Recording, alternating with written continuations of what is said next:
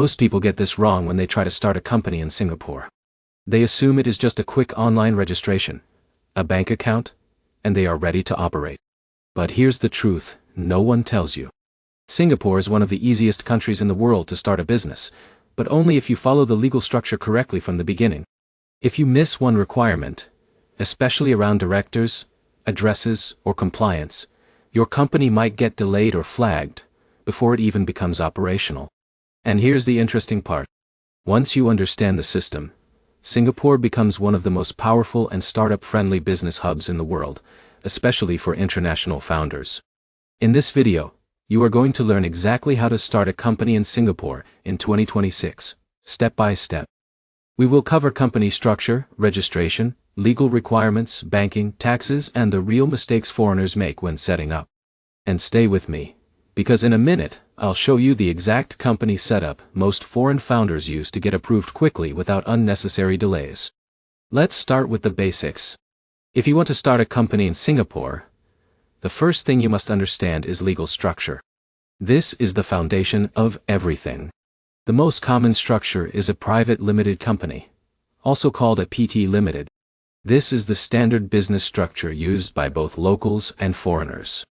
It is separate from its owners, which means limited liability protection. It is also the preferred structure for banks, investors, and government recognition. Now here's where most beginners make a mistake. They try to use sole proprietorship or informal setups because they think it is easier. But for foreigners, those structures are usually not practical or scalable. So in almost all real cases, the private limited company is the correct choice.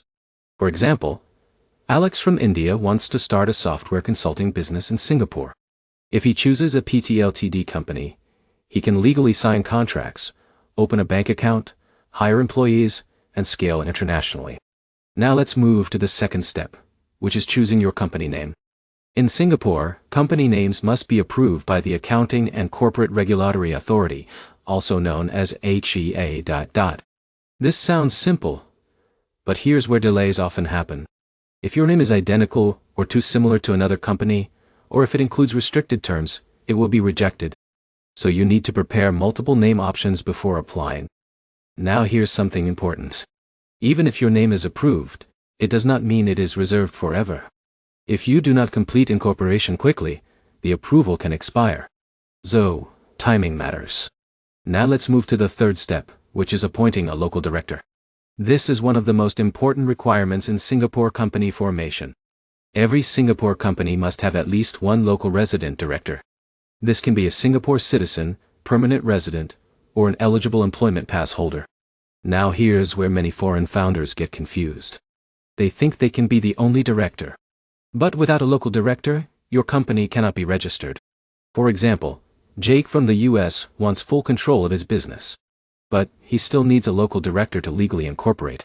Now here's the solution most entrepreneurs use. They either hire a nominee director service or appoint a trusted local partner. But here's the problem. Choosing the wrong nominee arrangement can create legal risks if not structured properly. So it must be handled carefully. Now let's move to the fourth step, which is registered office address. Every Singapore company must have a local registered address. This cannot be a PO box. It must be a physical address in Singapore. Many startups use co-working spaces or virtual office providers that are approved for registration purposes.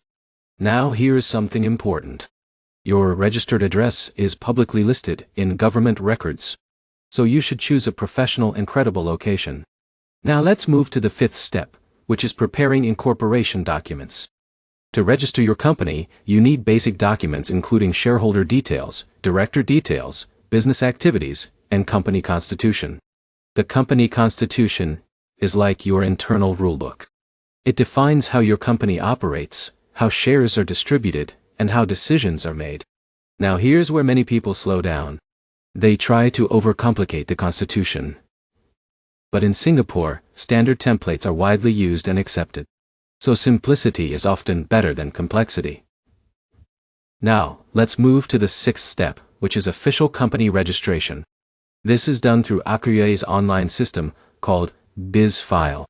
Once you submit your documents, approval is usually very fast. In many cases, companies are incorporated within 1 to 2 days if everything is correct. Now here's the key insight.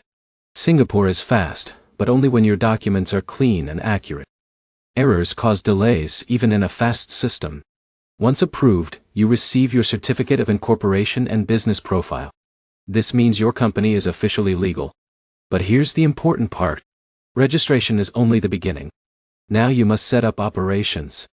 Let's move to the 7th step, which is opening a corporate bank account. This is one of the most important stages for any foreign founder. Singapore banks are very strict with compliance checks. They will review your business model, source of funds, expected transactions, and company structure. Now here's where it gets interesting. Even if your company is fully registered, your bank account can still be rejected if your business activity is unclear. For example, John from Canada applies for a trading company, but cannot clearly explain his clients or revenue model. His application may be delayed or denied. So your business explanation must be simple, logical, and consistent. Now let's move to the 8th step, which is tax registration. Singapore has one of the most business-friendly tax systems in the world. Corporate tax is capped at a low rate, and new companies may qualify for tax exemptions during initial years. But here's the key point. Even though taxes are low, compliance is still strict. You must file annual returns, maintain accounting records, and submit tax documents on time. Now here's a mistake many founders make. They assume low taxes mean low responsibility. That is not true. Compliance is always mandatory. Now let's move to the 9th step, which is hiring employees. Once your company is active, you can hire both local and foreign employees depending on your employment pass approvals. For example, if Jake hires a developer in Singapore, he must follow employment laws, CPFA contributions, and contract requirements. Now here's something important. Singapore has a highly structured labor system, and once you follow it correctly, it becomes very stable and predictable. Now let's talk about timeline. Company incorporation in Singapore is extremely fast. In many cases, it can be completed in 1 to 3 days. However, banking and compliance setup may take 1 to 3 weeks depending on documentation quality. Now let's go over common mistakes. The first mistake is not understanding local director requirements. The second mistake is choosing unclear business activities. The third mistake is using unprofessional registered addresses. The fourth mistake is weak banking preparation. And the fifth mistake is ignoring ongoing compliance responsibilities. Now let's bring everything together. Starting a company in Singapore in 2026 is one of the smartest moves for global entrepreneurs. But success depends on preparation, not speed. If you choose the right structure, appoint a proper local director, prepare clean documentation, register your company correctly, and set up banking and tax compliance properly, you can build a powerful international business from one of the world's most stable economies. Now, here is your quick summary. First, choose a private limited company structure. Then secure a company name and appoint a local director. Next, register your address and prepare documents. After that, incorporate through HAR. Then open a corporate bank account. Finally, set up tax compliance and hire employees if needed. And here is the final insight. Singapore rewards clarity and structure. If your business is well prepared, the system works incredibly fast and efficiently. If you found this guide helpful, like the video, leave a comment with your business idea, and subscribe for more step-by-step global company formation guides. In the next video, we will compare Singapore with Hong Kong so you can choose the best hub for your startup.